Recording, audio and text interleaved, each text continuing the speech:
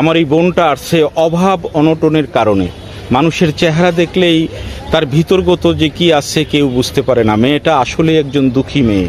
হ্যাঁ, যে আমার অত্যন্ত আনন্দের সহিত বলতেছি যে মেয়েটা কেউ খারাপ কমেন্ট করবে না এবং খারাপ ভাষায় কেউ মেয়েটাকে ফোন দিবে না।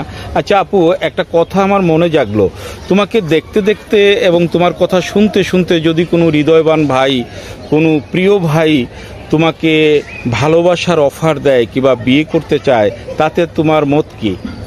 ভাই, যদি আমাকে আমার ছোট বোনটাকে আর আমার দাদিটাকে যদি এসে দায়িত্ব নেয়, ভরণ পোষণের পাশে এসে দাঁড়ায়, ভালো মানুষ হয়, সে যদি ভালো মানুষ হয়, হৃদয়বান ব্যক্তি হয়, সে যে কোনো বয়সের হোক না কেন, আমার কোনো আপত্তি নেই। অশেষ ধন্যবাদ, অশেষ ধন্যবাদ। প্রিয় দর্শক, আমার এই আপুটি বলছে যে সে যেমনই হোক না কেন আমাদের দায়িত্ব নিতে হবে, আমাদের পাশে থাকতে হবে এবং তার সাথে কথাবার্তা